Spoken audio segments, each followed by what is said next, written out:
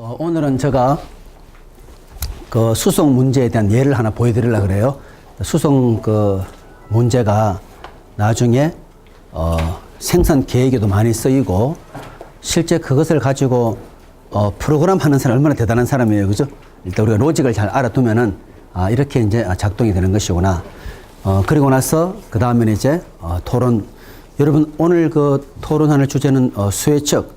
굉장히 중요하지만 기업마다 어디는 수혜측을 너무 많이 해서 문제가 되고, 그죠? 또 너무 적게 해서 문제가 되고, 그런 것도 우리가 한번 같이 살펴보기로 하고, 그리고 시간이 남았을 때, 우리 다음 주에 시험 끝나고 하는 그 생산 능력 계획 및 입지 결정에 대한 예를 하나 제가 보여드리고 마칠 텐데, 여러분들 이제 그 시험 범위는 수혜측까지입니다. 알겠죠? 그죠? 수혜측까지. 그래서 생산 능력 계획 및 입지 결정은 시험 범위에 들어가지 않아요. 수혜측까지고, 특히 이제 잘 알아둬야 되고, 제가 꼭 출제하는 것이, 과거 연도별 데이터가 주어졌을 때 그것을 가지고 회귀 분석해서 연도별 예측을 먼저 해야 돼요.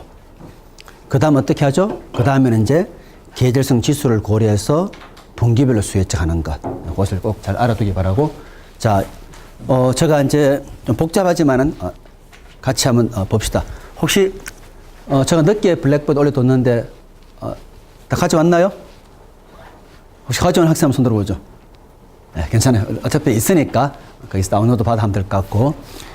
자, 우리 수송예법은 이미 제가 모델을 이미 설명을 드렸어요. 그죠? 시그마 I, J에 대해서 CIJ, XIJ. 그죠? 그럴 경우에 XIJ 0이 답인데 왜 0이 안 되느냐 하는 것은 제약 조건이 있다 그랬죠? 수요제에 필요한 양을 충족시켜 줘야 되고 그런 것들 때문에. 그래서 일정 공급량과 수요량을 갖는 여러 공급지들하고 여러 수요지들이 주어졌을 때 어떻게 하면은 수송량을 최적으로 할당해 줄 수 있느냐. 그죠? 저기 나오는 공급지하고 수요지를 생산한 달하고 소비한 달로 바꾸면 바로 생산 계획 문제가 돼버려요. 알겠죠? 그죠? 그래서 아이디어가 굉장히 중요합니다. 생산지 소비지를 갖다 하는 말은 바꿔 말하면은 생산한 달에서 물건 소비한 것과 마찬가지예요. 그렇게 보시면 되고, 그 다음에 이걸 가지고 새로운 공급지라든지 새로운 수요지를 추가해서 또 이 문제를 풀 수 있죠. 하다 보게 되면은 또 한 군데를 더 추가할 수 있는 경우도 많지 않습니까? 그죠? 자, 그래서 이제 우리가 한번 그 예를 보면은 이미 제가 지난 시간에 설명을 드렸죠. 목적함수 이렇게 주어져 있더라. 그죠? 우리가 식을 보면 어렵지만은 제가 이미 설명 다 드렸어요. I에서 J로 가는. 근데 이런 문제를 모델링 하라 하면 학생들 경험이 없으면 그냥 XI, YJ 해버리면 안 된다는 뜻이에요. X에 IJ 첨자. 그죠? 첨자 두 개예요. 왜냐? I라는 생산지에서 J라는 소비지 가야 되는 양을 구하기 때문에. 그래서 X에 첨자 IJ. 그러면 당연히 비용이 결부될 것이고, 그 다음에 이런 제약식이 주어지겠죠. 그죠? 첫 번째 제약식 제가 뭐라 그랬죠? XIJ를 J에 관해서 다 합했다 하는 말은 I에서 나가는 양이 어디로 갈지 모르잖아요. 그죠?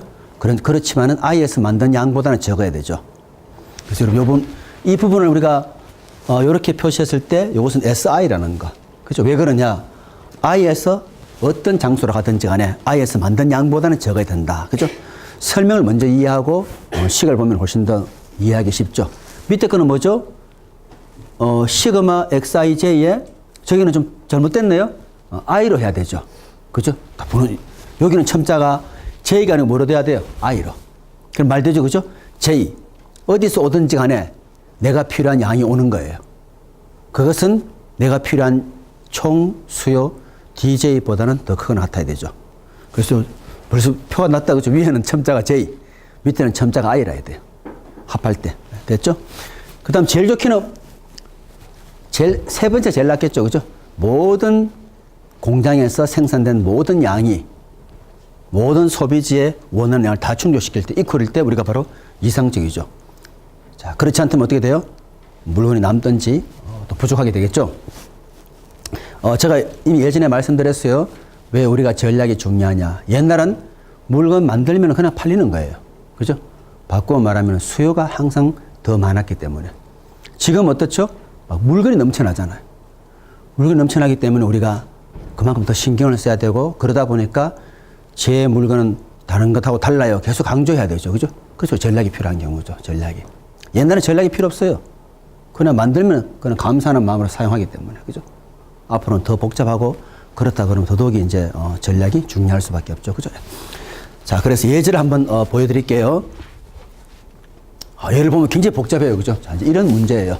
제가 어제 지난 수업 때 끝부분 좀 하다가 말아버렸는데 제가 생각하기에는 이걸 한번 보여드리는 게 나을 것 같다. 그죠? 한번 봅시다.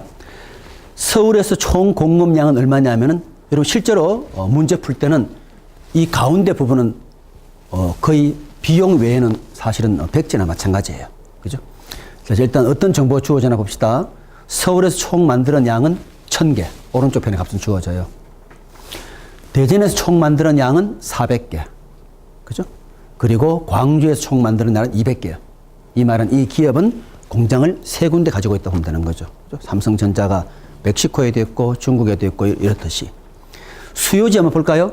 일부 제가 편의상 수요지를 똑같이 하기 일부러 하나 더 늘렸어요. 자, 대구에서 필요로 한 양은 550개 필요해요. 그 다음에 부산에서 필요로 하는 양은 700개. 그리고 청주에서 필요로 하는 양은 250개, 춘천 필요로 하는 100개. 총 합하면은 공급량 1600개가 수요량 1600 똑같게 가장 이상적인 케이스예요. 자, 그러면은 이제 또 수송 비용은 각 칸에 주어져야 돼요. 서울에서 대구로 운반할 때는 단위당 4가 들더라. 그리고 서울에서 춘천은 좀 길이 안 좋으니까 지금은 많이 아니겠지만 9가 들더라. 그죠? 이렇게 되는 거죠. 저희가 96년도에 축협 프로젝트를 한 적이 있어요. 젖소 농가에서 어떤 우유 회사로 가야만 수송 비용이 최소화되느냐. 푸는 건 쉽지만은 굉장히 그게 실제로 구현되지는 못했어요. 왜냐하면은 막 공청회 할 때 엄청 의견들이 많아가지고, 그죠? 왜냐하면은 여러분 젖소 키우시는 분들은 부모님 죽음 외에는 거의 상가에 잘 가지 않아요. 젖소가 더 너무 소중하기 때문에, 그죠? 그런 분들한테 우리가 막 임의로 계획해서 저리로 가라면은 그 문제가 많겠죠, 그죠? 그래서 모형이 없어서 못 푸는 것이 아니라 그런 현실들을 또 잘 반영하는 것이 굉장히 중요할 때가 많아요, 여러분들이. 여러분 이제 많이 배웠다 기업체 가서 막 풀고 이러면은 어떤 때는 이제 그런 문제가 있죠. 제가 예전에 저 밑에서 논문 쓴 학생인데 벤처기업 사장이 돼서 잘 하고 있지만은 그분이 이제 삼성 어떤 그 계열사에 근무할 때 뭘 했냐. 그 빌딩에 각 부서가 제 위치에 있는지를 연구를 했어요. 사실 뭐 대단한 연구죠. 연구하기는 쉬워요. 부서 간에 그 다음에 이동 횟수, 부서 간에 이동 거리 알면은 대충 물동량을 그죠? 최소화하는 것을 할 수 있죠. 그렇게 풀어보니까 CEO 방이 제일 위층에 있으면 안 되고 가운데 층에 있어야 된다. 근데 그건 실현이 어려워요. 그죠? 보통 CEO 방들은 가장 전망 좋은 데 있는 경우가 많거든. 그죠? 다 포함해서 풀면 되지만은 현실적으로 실현 안 되는 경우도 많죠.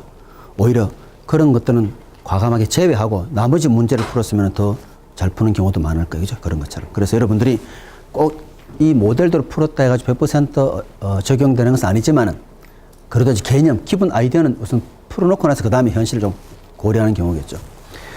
자, 그래서 여러분들이 이제 해야 되는 건 뭐냐면은 수송비 각 칸에 4, 6 이런 값들이 주어져 있고 제일 오른쪽, 제일 아래 값이 주어져 있어요. 이제 여러분이 풀어야 되는 문제는 뭐겠어요? 각 칸에 얼마를 할당해야 될 것이냐. 그죠? 그걸 풀어야 돼요. 자, 그러면은 이 초기해를 구하는 방법에 대해서 여러 사람들이 자기 나름대로 아이디어를 낸 거예요. 그죠? 가장 많이 보편적으로 쓰는 것이 바로 북서코너법이에요. 북서코너법. 여러분 이제 북서코너법 하면 가장 북서 쪽부터 할당한다는 뜻이에요. 북서 쪽부터. 그죠? 자, 북서 쪽 할당한다는 말은 서울하고 제일 북서 쪽에는 서울 대구가 있지 않습니까? 그죠? 서울은 총 1000개를 공급을 해요. 대구는 550개만 필요해요. 그러면 550개를 먼저 할당하는 거죠. 550개 할당하고 나서는 그 다음 어떻게 해야 되느냐 하면은 이 값들을 수정해야 되는 경우죠. 그죠?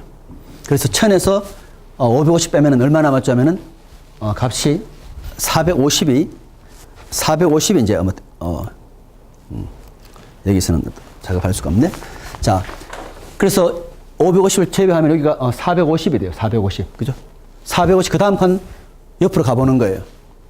보니까 부산은 700개 필요로 한데 이제 서울에서 남은 양이 450개밖에 없어요. 그래서 하여튼 최소값 택할 수밖에 없죠. 내가 더 주고 싶어도 양이 없기 때문에. 그죠? 그래서 450을 그 다음 판에 할당을 해요. 그러면 이제 1000이 450 들어갔더니 0이 돼버려요. 이 칸은 벌써 끝나버렸죠.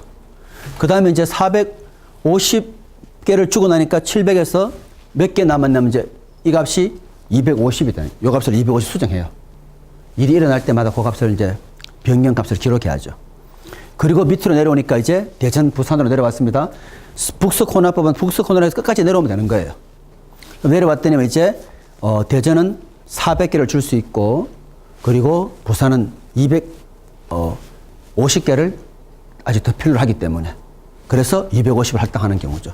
그럼 이제 이 값이 0이 돼버리고 맞죠? 그죠? 0이 되고 그 다음에 이제 이 값은 어떻게 되죠 하면은 150이 남은 거죠. 할 때면 사실 지워서 해야 되는 거예요. 그죠? 제가 PDF 파일에서 작업할 수가 없는데 그래서 이제 150이 남았어요. 그럼 이제 북서코너 계속 내려오죠. 그죠? 그 다음 어디예요? 대전하고 청주. 그죠? 대전은 150개까지 더 줄 수가 있는데 청주에서는 250개 필요로 해요. 그럼 150밖에 줄 수가 없는 경우죠. 그죠? 150 하게 되면 이제 이 값이 없어지고 그 다음에 이제 150을 고려하면 100개 남은 것이죠. 다시 이제 내려오게 되니까 이제 광주하고 청주를 보는 거예요. 광주는 200개 필요하다. 근데 청주가 100개밖에 광주 200개 줄 수 있지만 청주가 100개밖에 없으니까 또 100을 할당을 해요. 그러면 이제 이 값이 0이 되고 여기 100이 되고 여기까지 오게 되는 경우죠.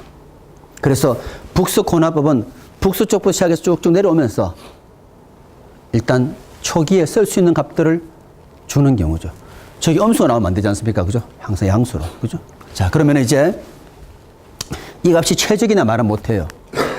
이 경우에 수송비용, 총 수송비 어떻게 구하자면 쉽죠? 4 곱하기, 이제 빨간색이 먼저 할당된 값이에요. 4 곱하기 550. 그죠?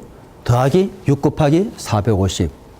더하기 3 곱하기 250 더하기 1 곱하기 150 더하기 4 곱하기 100 더하기 8 곱하기 100 하면은 그게 바로 최초의 수송 비용이죠. 자, 그럼 이제 우리가 이게 최적화가 아닌데 어떻게 하면은 그것보다 더 나은 비용을 더 줄이는 그런 값을 찾을 수 있느냐.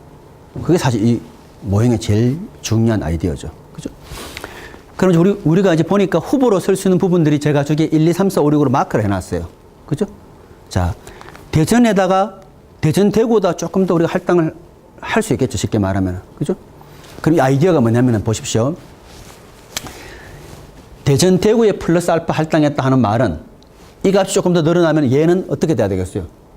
줄어들어야 되겠죠. 왜냐하면 총량 불변의 법칙에 의해 가지고. 그죠? 그래서 가장 어려운 게 뭐냐면은 이 값이 들어갔다면 누군가가 나와야 되는 것이고 누군가 나왔다 하면 누군가 또 들어가야 되는 것이에요. 그래서 폐수 회로를 만들어야 돼요. 자기부터 출발해 다시 돌아올 수 있는 회로. 그래야만 들어가고 나오고 들어가고 나오고서 값을 찾을 수 있으니까. 그죠? 자, 그러면은 이제 1번을 보게 되면 1번은 폐쇄로 그나마 쉬워요. 요렇게 해서 바로 폐쇄로 만들 수 있죠. 그죠? 얘가 들어가면 얘가 빠지고 다시 늘어나고 빠지고 자기가 돌아올 수 있지 않습니까? 1번은 쉬워요. 2번은 어때? 2번은 2번은 조금 더 고민해야 돼. 2번은. 그죠? 자, 2번 내가 들어갔다 하는 말은 누가 빠져나가야 돼요. 근데 누가 빠져나가죠? 얘가 빠져나가야 되는 경우죠. 그죠? 얘가, 그래서 이제 자기한테 돌아오는 경로를 만들어야 돼요. 어떻게 만들었냐? 요렇게 들어가고, 나오고, 들어가고, 나오고, 들어가고, 건너뛰어가 자기도 오면 되는 거예요. 그게 어려워요. 알겠죠? 그죠? 자기부터 시작해서 폐쇄 경로를, 자기한테 돌아오는 경로를 만들어야 돼요. 우리 2번이 좀 복잡하죠? 2번이 조금 복잡하고. 3번 어때요? 3번. 3번 쉽죠? 3번 어때요? 들어가고 나오고 들어가고 나오고 바로 돌아와 버리지 않습니까? 3번 쉬워요. 그죠?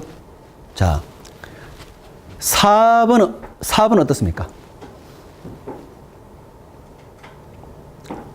4번도 쉽잖아요. 4번 어떻게 만들면 되죠? 이렇게 만들면 되죠. 그죠? 들어가면은 나와야 되고, 그리고 들어와야 되고, 나가야 되는 것이니까. 그죠? 5번 어떠세요? 5번요.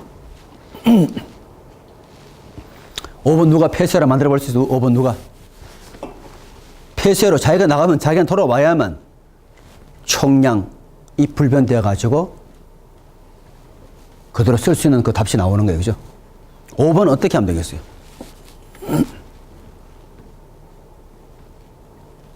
송기주 학생 5번 한번 해볼래요? 이게 수수께끼 문제예요. 그죠? 5번부터. 자, 반드시 빨간 값을 이용을 해야 되죠. 그죠? 빨간 값을. 그래야 하면 내가 들어갔다는 빨간 값이 줄어들어요. 맞죠? 한번 보세요. 저 1번에 대전-대구로 내가 대전-대구에다 100개 보냈다는 말은 다시 말하면 어떻게 돼요? 서울-대구가 100개 줄어들어야 돼요. 그래서 450대가 총 양이 550 되지 않습니까? 그죠? 또 서울-대구 줄어들어 하는 말은 그 옆에 친구가 또 늘어나야 돼요. 그래야지 서울 공급량 다 소화시킬 수 있기 때문에. 그죠? 주재현 학생 한번 5번일 때 폐쇄를 만들어 볼까요?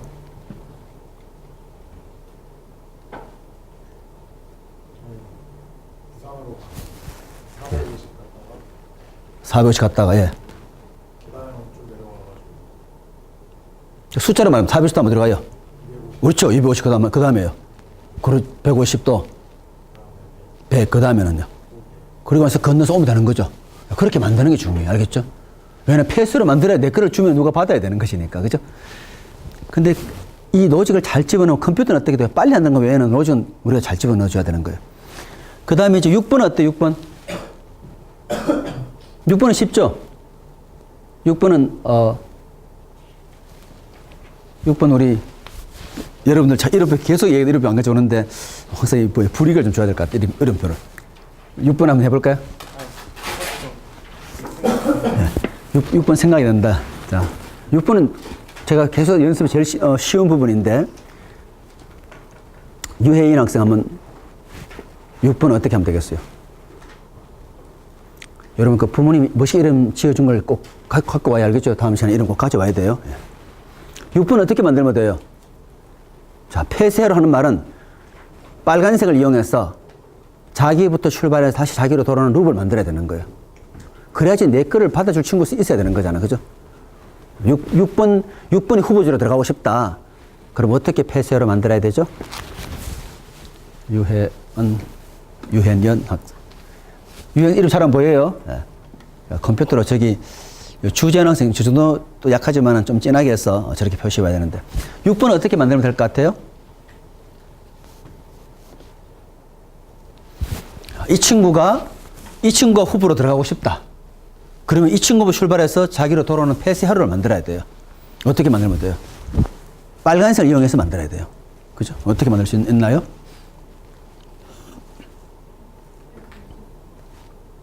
(150으로) 갔다가 그 다음에는요.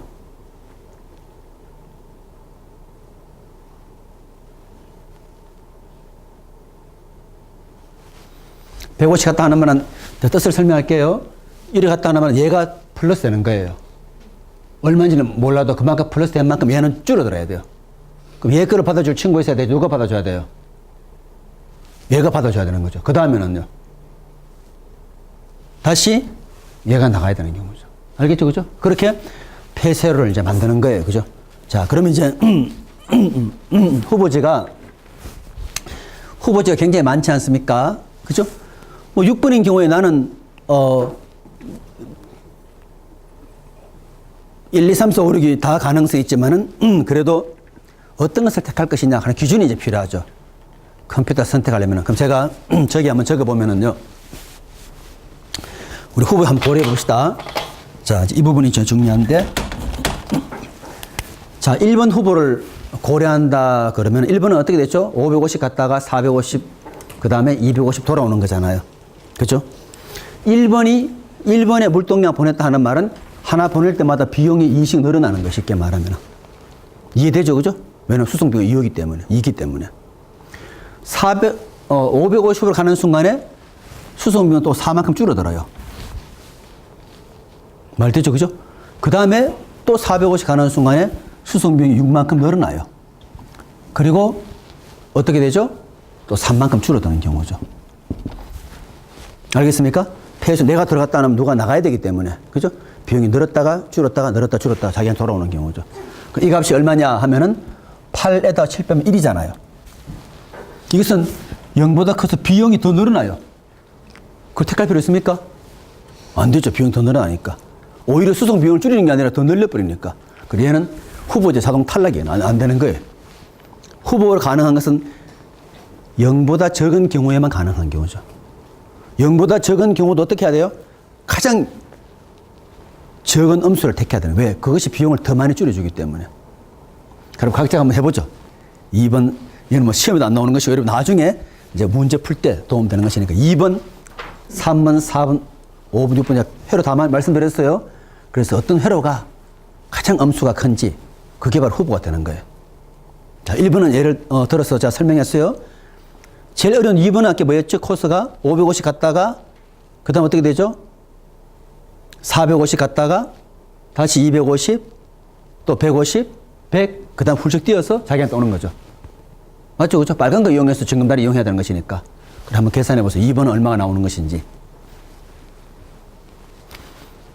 자, 혹시 뭐 답이 나왔으면 얘기해줘. 2번 얼마 나온 것인지. 저 아이디어 내는 사람이 대단한 거죠. 그죠?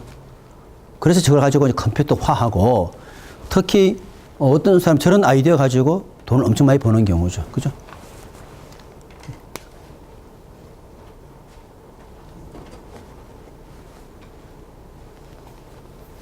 자, 2번 하니까 어떻게 돼요? 광주가 들어갔다 하면 광주 대구 조합에 들어갔다 하면 벌써 더하기 3이 들어가는 거예요. 맞죠? 그죠? 그렇게 다 계산하면 얼마 나와요? 한번 제가 마이너스 4가 나왔다. 야, 무슨 3번은 어떻게 돼요? 3번은요? 3번은 쉬우니까. 그죠? 3번은 경로 간단하죠? 3번이 후보가 됐다 하는 말은 바로 250 갔다가 150 갔다가 100 갔다가 오는 거잖아요. 값이 얼마 나와요? 3번에 물동량을 집어넣었을 때 비용의 변화가 어떻게 돼? 마이너스? 마이너스 1. 이거는 그래도 후보로, 이것도 후보로 다 가능성이 있는 거예요. 이거는 그죠? 후보로 다 가능성이 있습니다. 4번 어때요? 4번요.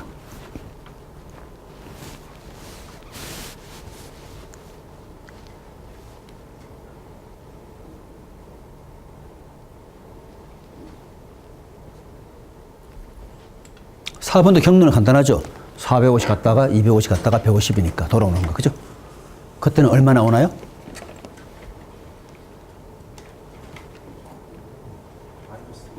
오늘 마이너스 2고. 이것도 가능성은 많네요. 그죠? 네, 그 다음에 이제, 또 5번은 어떻게 돼요? 5번은요.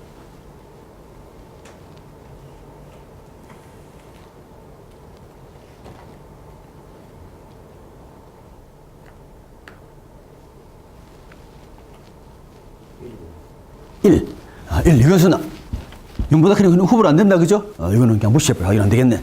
그 다음 마지막 6번.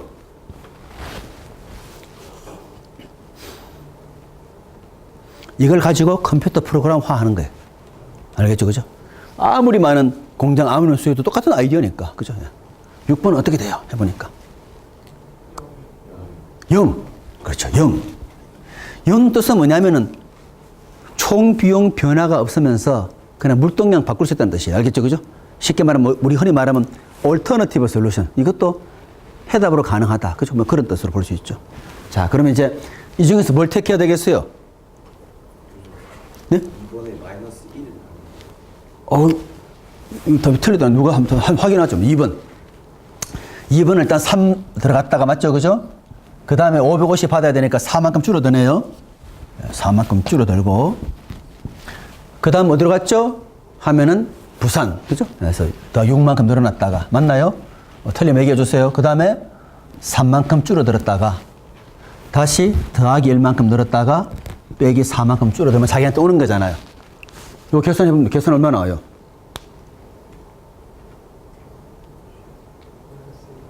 아이고, 저기 큰일 나죠. 그죠? 잘 계산해야 되겠죠? 역시 마이너스 1. 그죠? 틀려보면 큰일 나죠? 그럼 이제 뭘 택해야 돼요? 4번. 그죠? 제가 걱정했어요. 왜냐하면 저 분명히 저기는 4번에 초록색으로 뭔가 많이 적어놨는데, 그죠? 뭔가 힌트가. 그죠? 4번이 택해지는 거예요. 일단 이거 틀리면 큰일 알겠죠? 그죠? 자, 그럼 4번. 이제 그 다음에 더 중요한 로직이 있어요. 더 중요한 로직이. 자, 4번 잘 보세요. 4번을 가만히 보니까, 이 마이너스 2가 어떻게 나왔냐 하면은 더하기 2만큼 늘었다가 다음에 1만큼 줄었다가 더하기 3만큼 늘었다가 빼기 6만큼 주는 거잖아요. 맞죠? 그죠? 자, 이제 값은 나왔는데 이제 우리가 원하는 것은 나가는 친구 중에서 누구를 택할 것이냐 굉장히 중요하죠. 나가는 친구 중에서.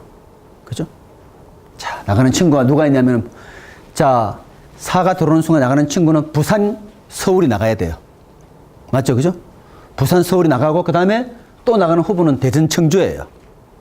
그러면 부산, 서울에 450개를 내보낼 것이냐, 아니면은 청주, 대전에 150개를 내보낼 것이냐, 그게 굉장히 중요한 아이디어예요. 450개라 사람들, 여러분 나중에 이제 다 기업의 CEO들에서 판단이 굉장히 중요하잖아. 그죠? 450개 내보내야 될 것 같으면 손 들어보죠. 아니야.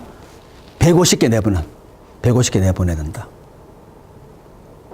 손 안 드는 사람은 어떻게 하나 내보내면 되는 거다. 이 뜻이네요. 그죠? 자, 답은 150개가 맞아요. 왜 150개가 맞겠어요? 450개 내보내면 무슨 문제가 생기죠? 청주 수요가 오버. 청주 수요가 어떻게 된다고요? 오버되잖아요. 뭐 어떻게 오버되는데요? 청주는 250개인데 네. 350. 자, 누가 또 설명할 수 있나요? 답은 맞아요. 답은 150개. 그래서 이 프로그램 이 만든 사람이 대단한 거죠. 그죠? 그 로직대로 컴퓨터가 하기 때문에 양이 많아지면 빨리 한다 하는 거 외에는 똑같은 방식이에요. 그죠? 왜 450 안 되고 150을 해야 되죠? 이 사람 프로그램 로직에다 적어놨어요. 나가는 것 중에서 최소값을 택한다. 그게 이 사람 아이디어예요. 그럼 이제 사람 왜? 물어보겠죠. 왜? 왜 450 안 되느냐? 150을 올리고 다른 데서 150 가져와야 네. 주는 쪽에서도 재고가 남잖아요.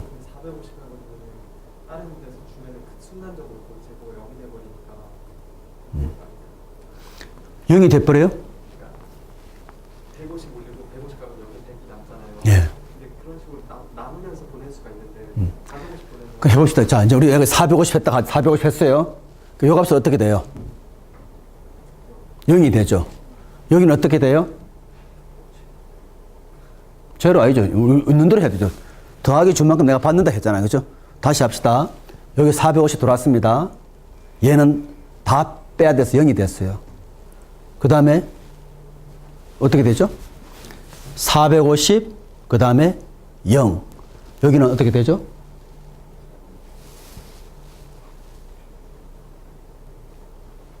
물뚱이 다 받아야 돼요. 우리 150 해보세요. 150 넣으면은, 여기 150 넣었잖아요. 그럼 얘는 어떻게 되죠?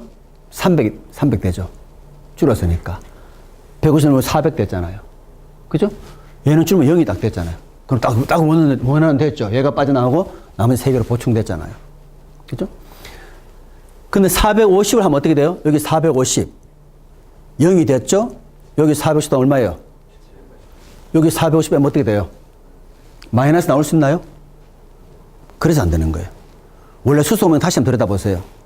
XIJ가 항상 어떻게 돼야 돼요? 0보다 크거나 그렇겠다. 현실에서 야 마이너스 500개 보내 이거 말이 안 되잖아요. 그죠?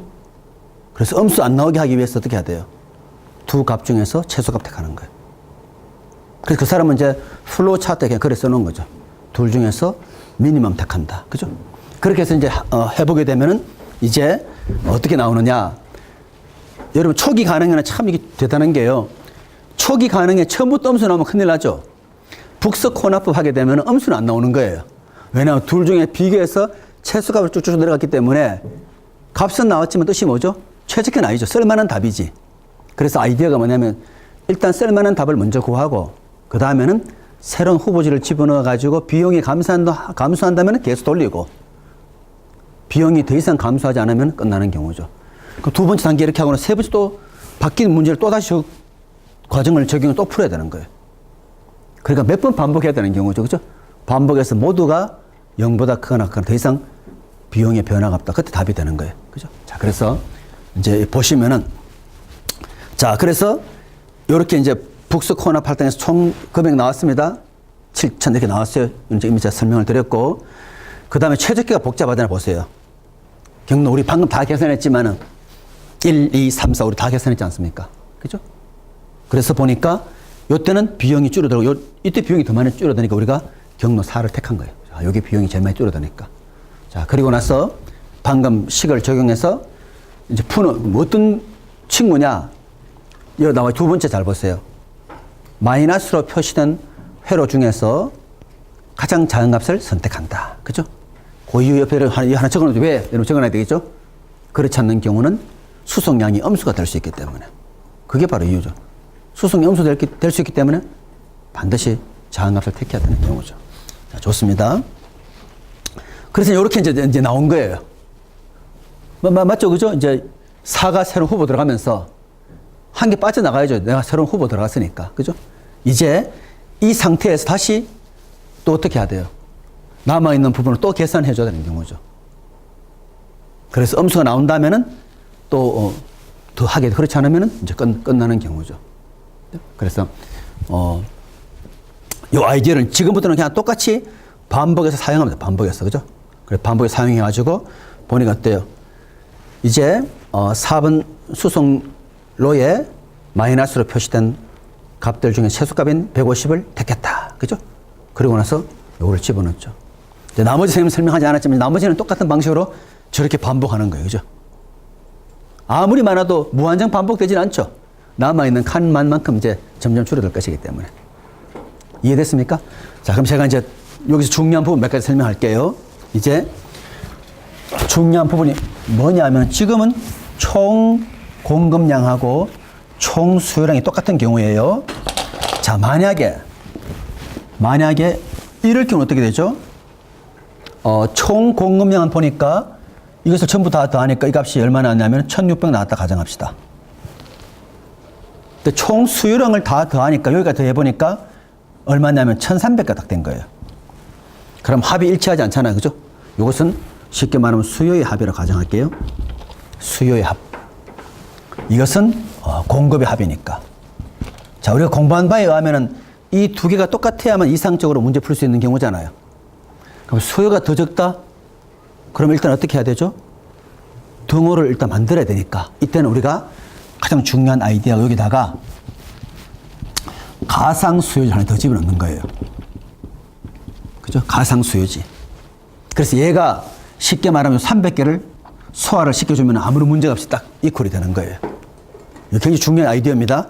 거꾸로인 경우도 하면 어떻게 돼요? 가상 공급체 하나 더 만들어 놓는 경우죠. 자, 이제 드디어 이제 문제 나갑니다. 자, 가상 수요지를 더 집어 넣었을 때, 그죠? 요때 가상 수요지에 대해서 요 비용은 그냥 우리 임의로, 저기는 사실은 원뭐 얼마겠지만 그냥 임의로 IJ를 합시다. 그죠? 요 비용은 어떤 값을 줘야 될까요?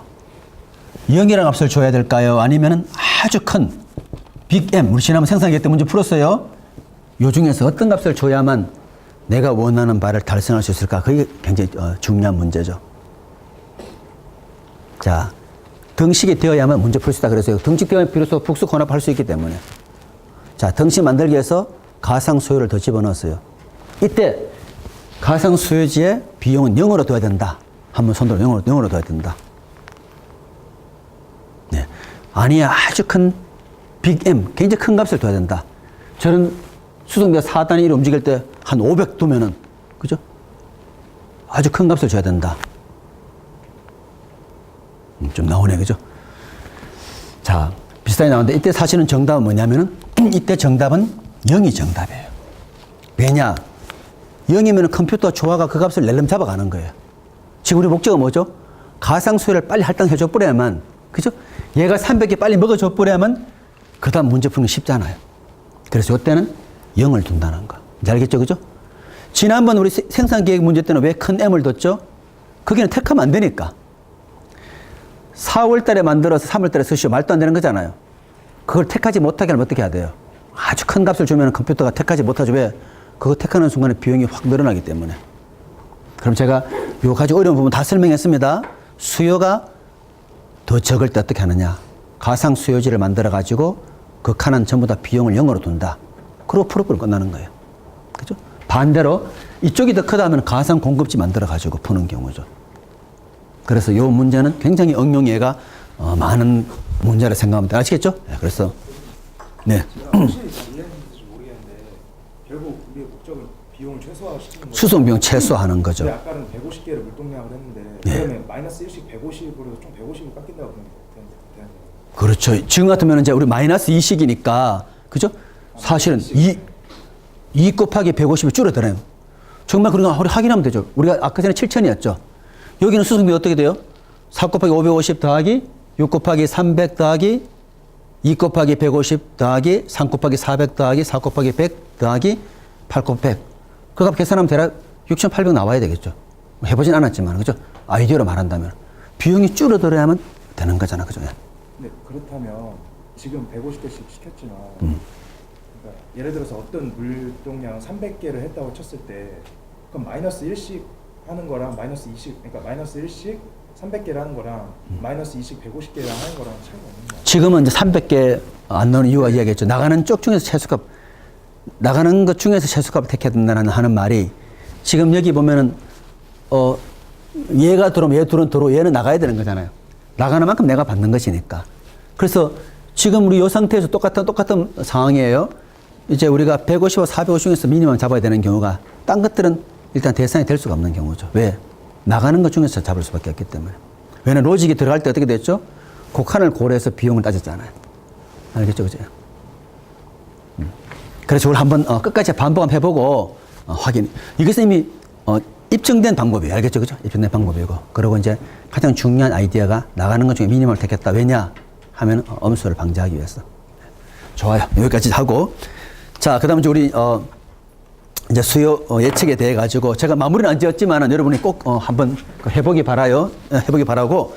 특히 요 중요한 요 아이디어, 그죠? 혹시 나중에 생산 계획 문제 푸는 경우도 많잖아요. 그때는 이것이 이퀄이 아니다. 어떻게 하느냐면 가상 수요지를 만들어 가지고 한다는 거. 자, 좋습니다. 자, 오늘은 우리가 이제 이쪽부터 해서 한번 우리 송우건 학생부터 한번 이야기해 보죠. 그죠? 수요책을 뭐 잘못해 가지고 어떤 결과 나온 예라든지 또는 뭐 잘해서 어떤 예가 나온다든지 한번 이야기해 봅시다. 다른 게 아니고 CJ, CGV에 대해서 조사를 했는데요. 네. CJ, CGV가 어떻게 수요 예측을 하고 그 스크린을 배정하는지에 대해서 해봤습니다. 그래서 그 기사는 기본적으로 수요 예측을 밝히려는 게 아니었고 CJ, CGV가 예전 명량 같은 영화에서 보듯이 가사, CJ ENM의 그 영화 스크린을 의도적으로 많이 배정해서 그리고 흥행하게 만들고 상대적으로 힘이 딸리는 배급사들에 대해서 약간 가계 횡포가 있다라는 것에 대해서 해명을 하고자 자사의 수요 예측과 스크린 배정 방법에 대해서 설명을 했는데요. 대략적으로 12가지 지표, 비슷한 영화의 장르, 그리고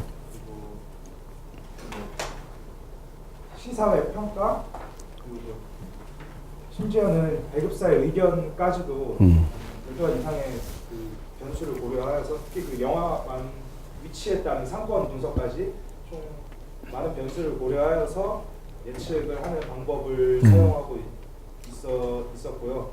그래서 이제 자신들의 말로는 어떤 주관적인 그 자사 밀어주기라기보다는 객관적인 수요 예측 방법을 통해서 그리고 플러스 개봉 후 반응을 고려해서 스크린 수를 배정한다라고 해서 좀 공정하고 그 정확한 방법으로 수요 예측을 한다고 했었고 그 배운 걸 고려했을 때 선형 수요라고 했나? 교수님 무슨 다수 변수를 여러 개 이용해가지고 다중회귀 무형. 네, 다중회귀 무형을 반영한 것이 아닌가 하는 그 생각이었습니다. 그런데 그렇게 정확하게 예측을 하더라도 크게 차이 나는 경우가 있는데요. 비기너 게임 같은 경우는 대략 10배, 아니 30만 정도 예측했는데 약 300만의 관계를 몰이해서 이제 너무 작게 수요 예측을 한 경우에 속하고 또 어떤 다른 영화 같은 경우는 실제로는 한 5분의 1밖에 사람이 오지 않아서 수요 예측이 약간 실패한 그런 경우도 있다고 해서 아무리 좀 이렇게 많은 데이터와 여러 가지 아이디어를 가지고도 수요 예측에 상당히 실패할 수가 있는 만큼 수요 예측 어려운 것이다 라는 것을 보여주는 사례가 좋습니다. 또 우리 D 학생 얘기해 볼까요? 예. 저는 그 수요 예측을 하는 방법 중에 델파이 기법이라는 거에 약간 네. 좀 관심이 가서 델파이 기법을 실제로 좀 조사를 해봤는데 그중에 테크캐스트라는 게 있어서 우리 지난번 델파이 뜻이 뭐라 그랬죠? 델파이는 여러 가지 전문가가 자신의 의견을 델파이 원 뜻은 뭐죠? 그래, 신탁이 얘기해 주죠. 모르면 가서 물어보자. 그래서 전문가한테 물어보는 거죠. 네, 좋습니다. 그래서 저는 이 기사를 조사했는데 예. 테크캐스트라는 거는 수요 예측을 포함한 미래 기술을 예측하는 어떤 직선 지성을 이용한 프로그램을 만드는 사례이다. 이 살아남은 기업이 6년간 살아남은 기업이 GE밖에 없다는 이야기를 들으면서 기술혁명이 상당히 중요하다고 이야기했습니다. 그래서 미래 기술을 예측하는 게 중요한데 요지 워싱턴대와 테크캐스트 LLC라는 그런 연구소가 테크캐스트라는 미래 기술을 추적하는 온라인 검색 시스템을 만들었습니다. 그래서 이 검색 시스템에서는 신기술의 부상 연도나 부상 시의 미국에서의 시장 규모 그리고 전문가 신뢰도 등을 종합적으로 측정하는데 델파이법에서 한 번 더 나아가서 원래 델파이법은 전문가의 주관적인 생각과 그 사람이 갖고 있는 정보를 바탕으로 하는데 계량적인 예측을 배경들을 포함시킨 다음에 하지만 계량적인 예측으로만 해서는 불완전한 아까 손호근 선배님이 얘기하셨듯이 수요 예측을 아무리 계량적으로 하려고 해도 불가능한 경우가 많기 때문에 전문가들로서 그 불확실성을 제거한다고 합니다. 그래서 이 안에 들어가 있는 여러 가지 CEO들과 뭐 약간 정치적 인사들도 포함해서 정치적 장애나 고비용 혹은 사회적 저항 등을 포함해서 집단지성을 이용해서 예측을 하는데 패널이 100명 정도가 계속 바뀌면서 진행되기 때문에 좀 신뢰성을 높였다고 합니다. 그래서 지난 15년간 이렇게 뭐 어떤 미래 기술이 있을 때 그 미래 기술이 부상되는 시간을 예측했는데 그 부상 시간이 15년간의 표준 편차가 3년밖에 안 된다고 합니다. 그래서 제 이거는 미래 예측을 위한 다양한 시도 중 하나라고 보여준 상당히 관심이 많이 갔는데 그래서 여기 기사에 techquest.org라는 URL이 나와 있어서 봤더니 지금은 폐쇄된 것 같더라고요.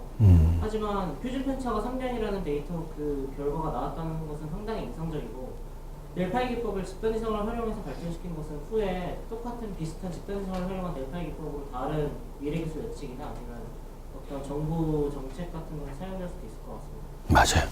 그렇죠. 사실 이제 그 중요한 그 내용이에요. 그죠? 요사이에 보면 집단지성을 이용하는 경우도 사실 많죠. 뭐 집단지성 이용해서 자동차도 빠른 시간에 만들어내고 또 여러분들이 이제 그 위키피디아도 많이 들어봤지 않습니까? 위키피디아 혼자 그 관리 얼마나 힘들겠어요. 각자 가서 수정하지 않습니까? 근데 아무 용어나 다 수정하면 안 되겠죠? 막 히틀러에 대해서 아무나 갖다 수정한다 큰일 나지 않습니까? 히틀러 좋아하는 사람 그거 들어와서 쓰면 큰일 나겠죠? 그래서 어떤 단어들은 그 이혼에서 그거는 절대 손을 못 대고 그 외에 나머지 것들은 할 수 있다든지, 그죠? 그러니까 아마 집단지성 아이디어, 좋은 아이디어네. 또 우리 옆에 또 한번 얘기해 볼까요? 공항철도, 예. 예. 공항철도가 교통 당시에는 예상 수요 예측보다 수요 예측의 8%만 이용을 기록했대요.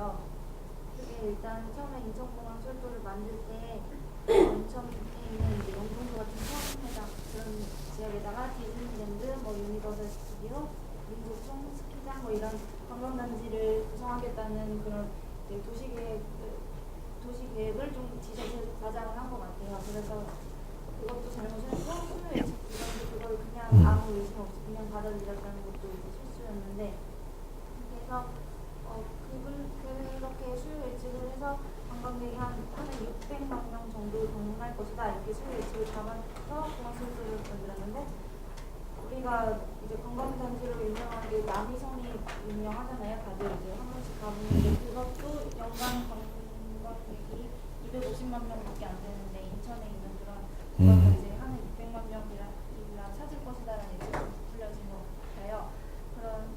그런 데다가 이제 뭐 근처에 있는 세도시, 송도 세도시, 검단 세도시 이런데 살 것 같다. 미래 인구의 예측도 절반 정도 실예측이랑 실제 수치랑 예측 수치랑 차이가 크게 났고 그래서 이제 처음에는 민간 사업으로 인천공항 철도를 시작했는데 너무 이제 낭비도 크고 수익이 굉장히 안 돼서 정부가 그걸 사들였다고 하네요.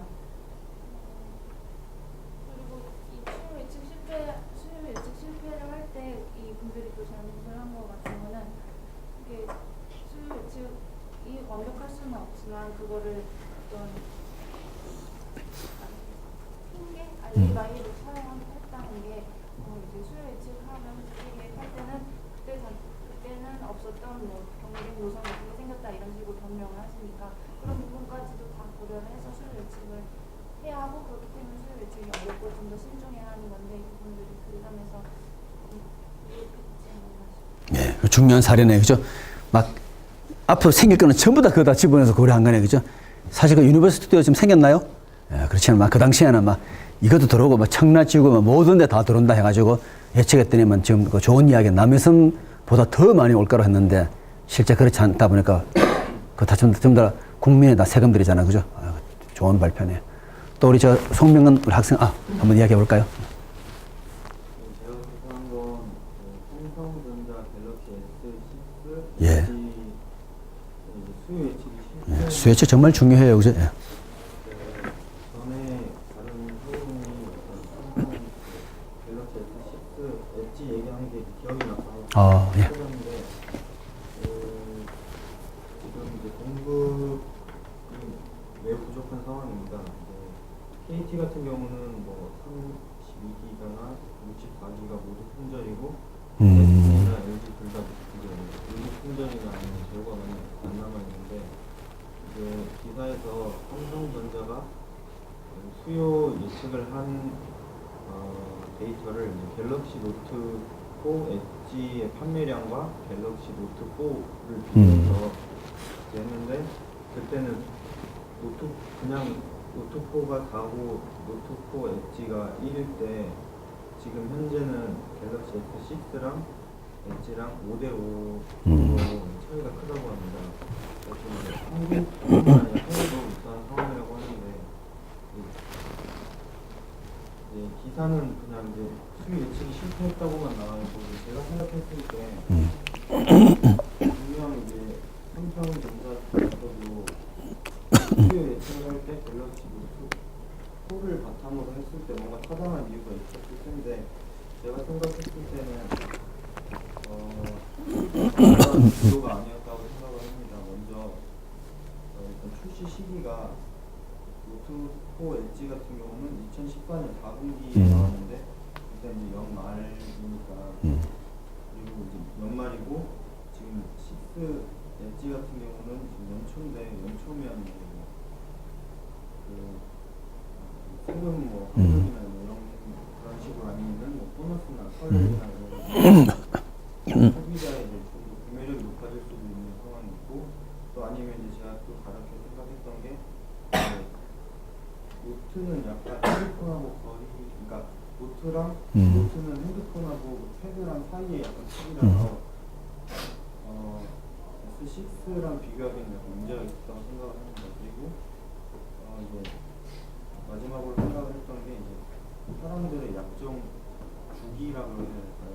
보통 하면 한 2년 정도 하는데 노트가 출시됐을 때는 사람들의 이제 그때 당시 이미 사람들이 핸드폰을 많이 쓰고 있는 상황이어서 더 이상 이제 뭐 약정 취소하면서까지 그걸 사고 싶지 않은데 지금 S6 엣지가 나왔을 때는 그 2년 전에 구매했던 사람들이 지금 약정이 끝났는데 핸드폰 장만해야지 하면서 해서 이제 더 수요가 많지 않았나라고 좀 예측을. 네, 우리 학생이 본수 참 잘했어요. 그죠? 자, S4에 대한 것을 가지고, 사실 역사적 유출품 한 거잖아요. 그죠?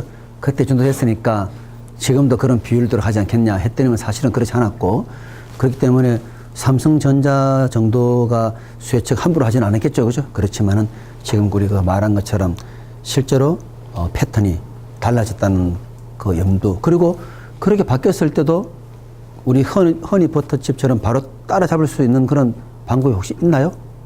기사에서는 그게 불가능하다고 나와 있었어요. 왜 불가능하죠? 만드는 게 너무 어려워서 공정 시간이 너무 오래 걸린다고. 그게 안타깝네. 그죠? 항상 대박 날 때 그거를 빨리 하는 게 정말 중요하잖아요. 그죠? 좋은 거 기사네요.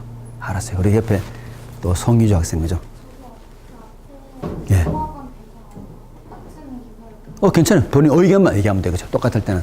예. 어떤 분야의 기업에게는 되게 중요한데 영화사업은 관객 수를 흥행을 한다는 만큼 수요 예측이 되게 중요할 것이라 생각해서 제가 생각합니다. 네. 가중기법이 그런 영화관을 상영관을 배정할 때 계량적 기법 그런 이동 편들이 사용되긴 하는데 대부분 정성적 기법을 활용해서 기사에 예. 제가 생각하기에는 이렇게 가중 이동 편집을 사용하긴 하는데 이 예상 수요를 개봉작과 유사한 작품 3개를 선정을 해서 그 가중치를 곱해서 평균을 구한다는 점에서 저는 이게 역사적 자유유축법이라고 볼 수 있다고 생각했고 관객 조사랑 시사의 반응을 통해서 수요 예측을 한다는 점에서는 시장 조사법이 쓰여있다고 생각했어요. 근데 기사에 나온 것처럼 미스터거나 무난남자 같은 경우에는 예측에 비해서 거의 마이너스 500% 정도 예. 엄청나네요, 그죠? 예. 저조한 성적을 보이고 이기너게인 이마 그강을 건너지 너 리플래시처럼 예상치 못하게 큰 흥행을 하는 영화가 나타나면서 주관적 견해나 경험만으로 정확한 판단을 하기 어렵다는 생각이 들었고 또 수요 예측이 개봉 전에 하는 건 필요한데 너무 심각하게 거의 차이가 날 수 있으니까 개봉 후에 예상과 다른 흐름이 보이면 상황감이 넘쳐서 다 자리가 텅텅 비거나 부족한 상황이 닥치기 전에 기존의 예측을 유동적으로 수정할 필요가 있다는 생각이 들었습니다. 네. 역사적 유추를 썼더니만 그런 것이 있고 또 많은 변수를 다루었지만 사실은 어디에 가장 초점을 둬야 되는지 굉장히 중요할 수 있다. 그죠? 네. 좋아요. 우리 옆에 또 학생 한번 이야기해 볼까요? 네.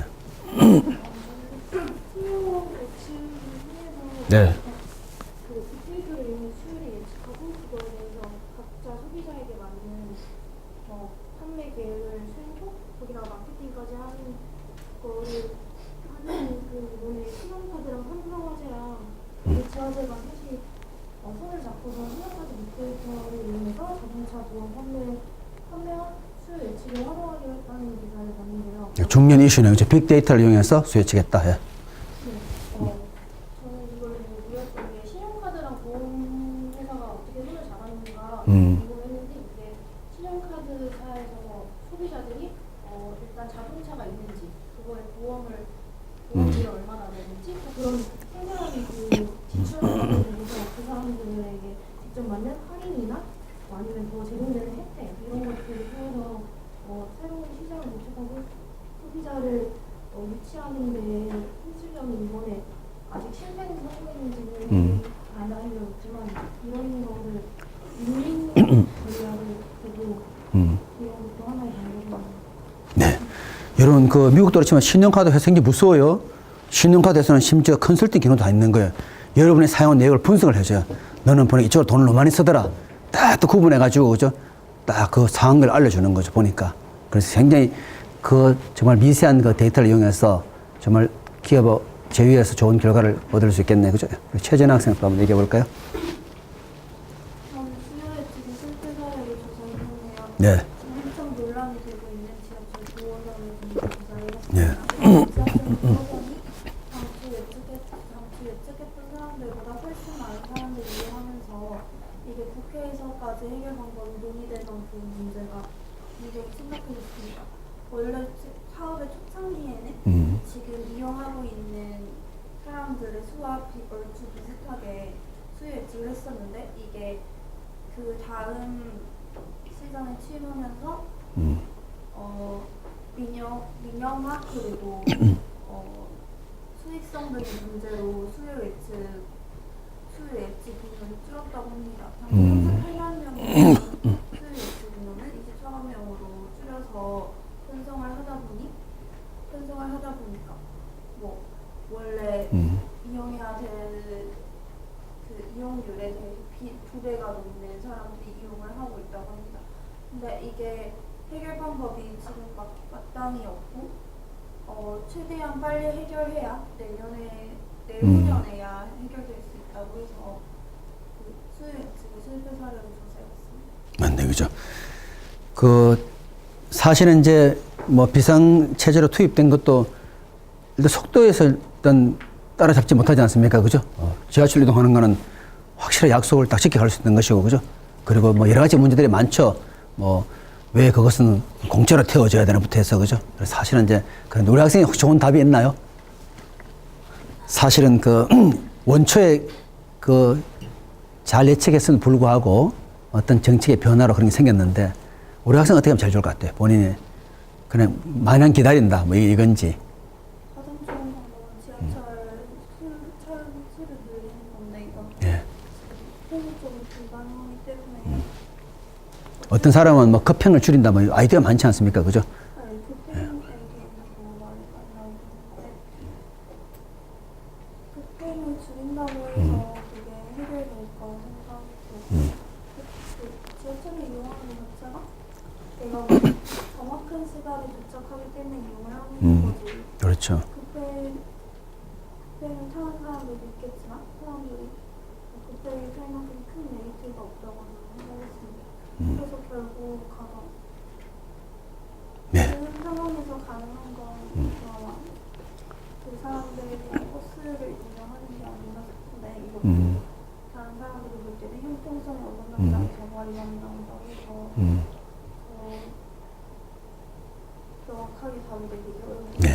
혹시 또 명확하게 대안을 제시할 학생이 있나요? 여러분도 이런 상황에 딱 부딪힐 수 있죠. 내가 만약에 정말 그 서울시를 총책임졌다. 어떻게 수습할 것인지, 그죠?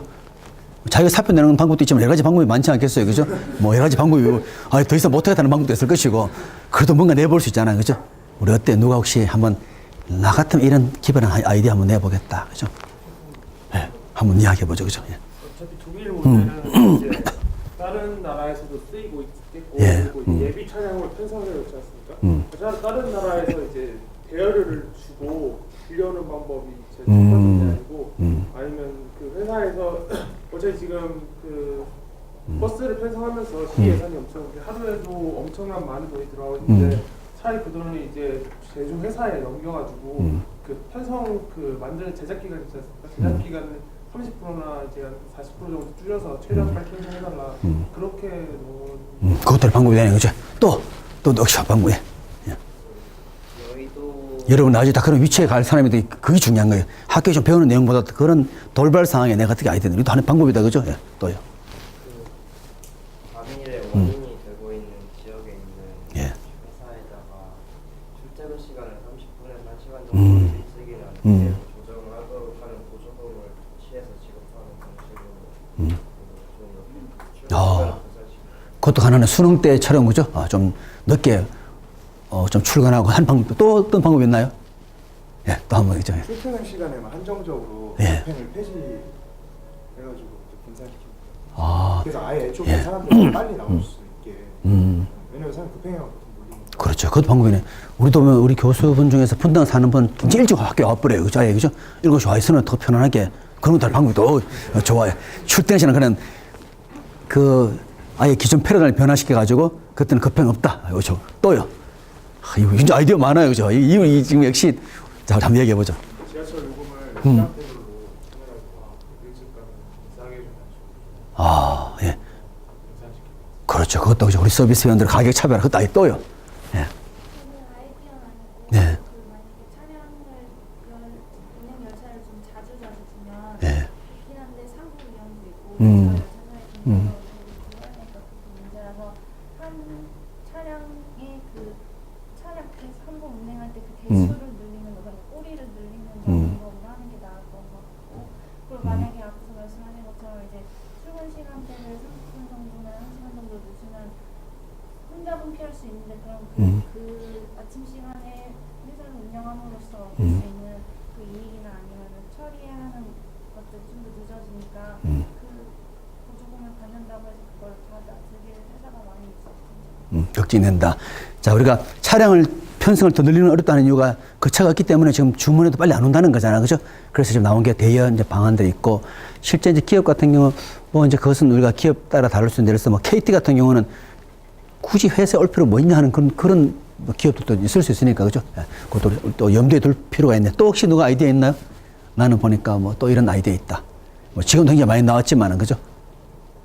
예, 좋아요. 뭐 정도면 충분할 것 같고, 우리 또 옆에 학생 또 어떤 사례인지 한번 이야기해 볼까요? 예. 괜찮아. 자기 의견만 얘기하면 CGV, 그죠? 자, 저기는 보니까 너무 정성적인 거 의존해서 그렇다는 얘기를 했고, 또 본인은 어떻게 생각해요? 같은 그 기사에. 영화에 대한 관심이 학생들이 꽤 많았는데 보니까 주제가 많이 겹쳤네, 그죠? 보는 편인데 영화관에서 스크린 배정하는 부분에서도 그 생산 측면에서 이루어지는 예측 시스템이 적용됐다는 점을 알고 있어서 생각했고요. 특히 그 기업이 운영하는 직장이 우리나라는 유지한 편이잖아요. 프랑스나 다른 나라, 프랑스 같은 경우에는 소형 극장이 되게 많아서 약간 그런 영화 극장 주인이라든지 운영하는 사람의 개인적인 취향에 따라서 선택할 수 있는 부분이 많은데 우리나라는 약간 독점적인 영화 배급 시스템이 되어 있다 보니까 아무래도 헤드쿼터에서 정하게 되면 그거를 이렇게 다 따라서 전반적으로 같이 움직이는 방식이기 때문에 이게 또 영화 배급에 있어서도 기업적인 생산 예측을 시도한다는 점이 좀 흥미로웠고요. 또 근데 영화는 단순히 이렇게 숫자로 파악할 수 있는 부분이 아니고 주관적인 판단이나 기호에 해당하는 상품이나 서비스인 경우라서 수요 예측에 실패하는 부분 어렵다는 점도 알 수 있었고 또 근데 이런 부분을 보완하려고 아트하우스, 시즈비 아트하우스 약간 마이너한 취향의 영화까지 배급하는 보완책을 마련했다는 것도 일단 눈에 띄었어요. 좋아요. 보통 모르는 사람은 영화를 무슨 예측하겠냐 이런 사람 많지 않습니까? 그냥 뭐 큰 기업이 쉽게 말하면 스크린 더 많이 올리는 거지 이렇게 생각할 수 있는데 막상 보니까 그렇지 않더라. 좋아요. 또 우리 이제 한번 어떤 사례인지. 저는 SAS 코리아의 이제 빅데이터 분석 솔루션이라는 걸 해봤는데 그 수업 시간에 말씀드렸듯이 그 마케팅 기법이나 이제 오퍼레이션 기법에 대해서 컨설팅 업체들이 조언이랑 새로운 그런 스트레이지를 작전을 짜주지 않습니까? 그래서 이제 아무래도 이제 대부분의 업무를 컴퓨터로 처리하는데 기업이 그거에 대한 이게 수요 예측 기법에 대한 일단 제공업체를 생각을 해가지고 그런 쪽으로 찾아봤는데요. 이제 뭐 데이터라고 하면 이제 오퍼레이션 관리가 가장 중요한 일이지 않습니까? 그래서 이제 수요 예측은 이제 대부분 과거 예제를 기반해서 이루어지는데 SAS 코리아는 이제 BDS 분석 소프트웨어를 제공한 업체로서 이제 주로 데이터의 가공 관리, 특히 이제 제가 주목하는 건 예측 모델 개발 및 관리를 주로 하는데요. 이제 저희가 배웠던 이제 회귀 분석이나 일반화 선형 모형, 이제 분산 분석, 이제 의사결정 나무를 토대로 이제 어떤 그 수요 예측에 대해서 추천을 해주는 프로그램이고 이제 광범위한 보급 분석 및 이제 대부분의 이제 수요 예측은 이제 제가 이제 조사를 받은 기계학습 기술을 많이 사용하고 있답니다. 이런 기술을 지원하면서 이제 수요 예측에 대한 그 수요가 이제 증가함에 따라 이제 고차원 프로그램화되는 추세를 이번 기사로 알게 됩니다. 좋아요. 그래, 세스 코리아에서는 그런 것들 정말 새로운 거 만들어낼 수 있다. 그죠? 좋습니다. 우리 질문.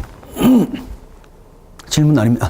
이제 우리 이 팀에서 뭐 오늘 저 수송 보충하다 보니 좀 시간을 많이 못 드렸는데 혹시 내가 좀 굉장히 좋은 주제가 있다. 한번 발표할 친구 있나요? 네, 조세분 한번 해보죠. 이게 좀 기회가 있으면 소개하고 싶다요.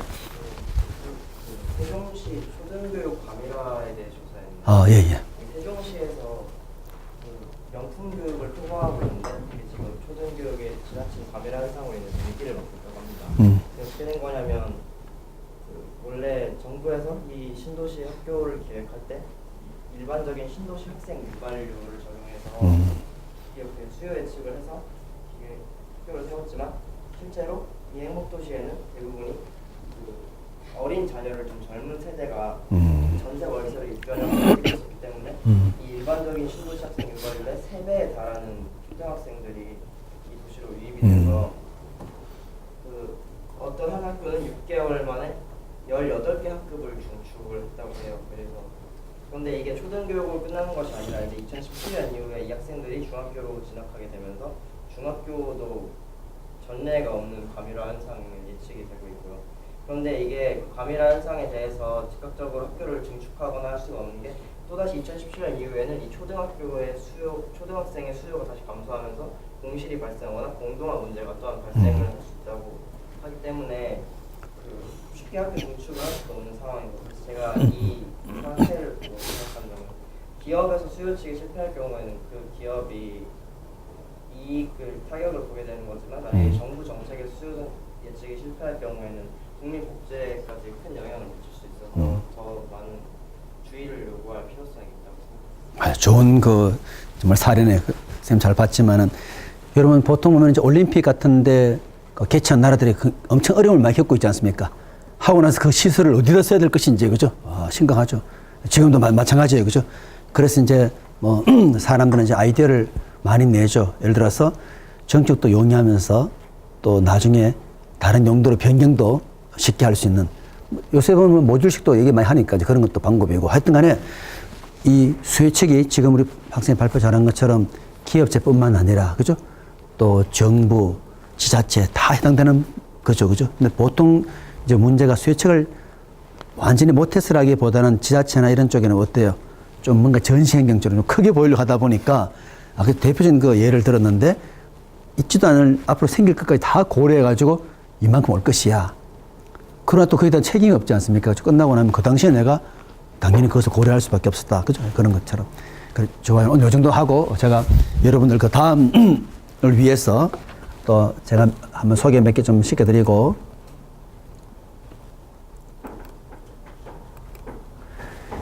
여기 보면은 첫째, 이런 기업 얼마나 좋겠어요. 그죠? 너무 잘 팔려가지고 생산이 부족하다. 그죠? 좋은 경우죠.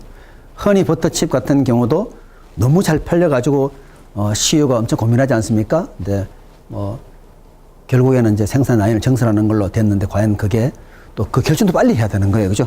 막 미루다가 라인을 정설하자 할 때 그러면 효과를 못 보는 경우도 있죠. 그죠? 그래서 CEO는 참 어려운 게 결정도 빨라야 돼요. 그죠? 이거 정설했다면 바로 정설해서 좋았을 건데 이제 하기로 결국 결론을 이제 내렸기 때문에 그런 것들이 얼마나 이익이 있을지. 자, 이렇게 보시게 되면은 생산 한계에 직면하고 있다. 그죠? 전 세계에 팔리는 차는 계속 늘어나고 있는데 설비가 따라가지 못한다. 그죠? 사실 행복한 고민이죠. 물건이 없어 못 파는 처지를. 그죠? 감수할 수밖에 없다. 자, 그래서 보시게 되면은 이제 특히 북미 지역도 문제 심각하다 보니까 그 멕시코에 빨리 공장이 지어져야만 그나마 그 북미 지역 공급 차질을 최소화할 수 있다든지 또 보게 되면은 이제 궁극적으로 중국도 마찬가지고 궁극적으로 보게 되면 현대가 아주 엄청난 경우죠. 430만 대에서 500만 대 이상으로 늘어날 전망이다. 그죠? 해외 생산 비중을 늘림으로써. 그런데 이제 현대에 대해서 또 이 수요는 사실 많이 늘어나지만 또 안 좋게 얘기하는 분들도 있긴 있어요. 사실은 이제 돈 되는 차, 쉽게 말하면 고급차, 거기서 이제 승부를 해야 되는데 아직까지는 이제 물론 상당히 이제 고급화됐지만은 그래도 이제 현대 정도 수준이라면은 정말 세계에 잘 나가는 그런 그 자동차 메이커들하고 하기 위해서 좀 더 질 높은 것을 해야 되지 않겠냐. 어쨌거나 뭐 이런 것들을 통해 가지고 사실은 이제 이 소형이나 중형 부분에서도 이런 대단한 성과를 내는 것은 사실 굉장하죠. 그죠? 그래서 내가 정말 좋은 물건을 잘 만들었을 때 어떻게 공장을 더 많이 정축할 것인지 하는 것이 중요하고 또 현대 모비스도 역시 마찬가지. 여기도 보게 되면은 체코에 연간 75만 대 램프 공장을 만들었다. 그죠? 현지에 가서 만드는 자체가 그만큼 우리가 SCM에서 배웠지만은 시간도 대폭 단축할 수 있고, 그죠? 그러면서도 또 유럽에 있는 여러 또 자동차 메이커들에도 신속하게 또 공급할 수 있겠죠. 그래서 여기도 이제 보시게 되면은 체코에 있는 램프 공장이 자동차 75만 대 분량의 생산 능력을 보유하고 그래서 현지의 현대차나 기아차에서 만드는 거기다가 램프를 제공한다. 또 그렇게 돼 있고 그다음에 이제 부품을 현지에 생산하게 되면은 또 좋은 점이 뭐냐면은 현대 기아차 외에도 또 다른 완성차 업체에도 우리가 부품 수주를 늘릴 수가 있죠. 그래서 여러분 실제로 보게 되면은 정말 부품 업체가 특히 한국의 중소 이런 부품 업체를 보게 되면은 사실은 외국을 겨냥해서 먼저 수출을 했다가 그 다음에 국내에도 그 브랜드 파워를 높이는 경우 굉장히 많아요. 국내에 뚫기 어렵지만 바로 해외에서 뚫어가지고 특히 자동차에는 그런 부품들이 굉장히 많아요. 처음부터 제가 예전에 심사 갔던 포항의 어떤 그 자동차 부품 업체도 거의 주 고객이 외국에 잘 나가는 자동차 업체예요. 그러다 보니까 자연스럽게 한국에서도 그런 수주를 받게 되는 경우도 많죠. 그래서 이런 예들을 볼 때 우리가 정말 중요한 것이 뭐냐면은 이제 물건이 정말 잘 나갈 때 어떻게 내 그 공장을 빠르게 확보할 것인지, 그죠? 그런 문제가 굉장히 중요하더라 하는 것을 보고 여러분이 또 다음 시간 올 때 뭐 입지도 중요한 분들은 또 우리 생산 능력 계획에 대해 가지고도 또 사례 찾아서 하는 걸로 하고 여러분 시험 문제는 제가 대충 한 10문제 정도 냈어요. 10문제 정도. 그래서 주로 말로 쓰는 것이고 한두 문제 정도만 그 계산 푸는 거. 다시 얘기합니다. 회귀 분석을 이용해서 연도별로 예측할 수 있어야 되고 그걸 예측 못하면 그 다음 문제를 풀지를 못해요. 우리 책에는 회귀 분석에 대한 값을 이미 주지 않습니까? 2600대가 주어졌을 때 할당하는 문제. 여러분 스스로 다 해야 되는 거예요. 아시겠죠? 그죠? 내가 회귀 분석으로 예측하러 제가 문제를 줘요. 그리고 그 값을 가지고 다시 분기별로 할당하는까지 하고 그 다음에는 이제 특히 지수평할법이라든지 그리고 우리 신문지상에서 많이 보는 이동평균법까지 계산 문제는 그것만 나오니까 거기는 특히 잘 알아도 나머지 것들은 그냥 말로 기술하는 문제를 냈으니까 그래서 평범하게 여러분 이제 다음 주에 잘 치면 되고 제가 다시 얘기했지만은 내일부터 우리 저 최고 경력 인솔에서 해외 연수 갔다 오기 일주일 갔다 오기 때문에 선생님이 없어요. 그래서 시험 문제 딱 받아보고 문제가 잘못되었겠지만 혹시 잘못되었다 하면은 문제를 수정해서 잘 풀면 돼요. 저기 항사한테 물어도 어떤 답이 없어요. 알겠죠? 그죠? 네. 뭐 물어도 선생님은 저 멀리 있기 때문에 그래서 잘 보시고 잘 풀기 바라고 오늘 수업 이걸로 마치고 시험 잘 보기 바라겠습니다. 네.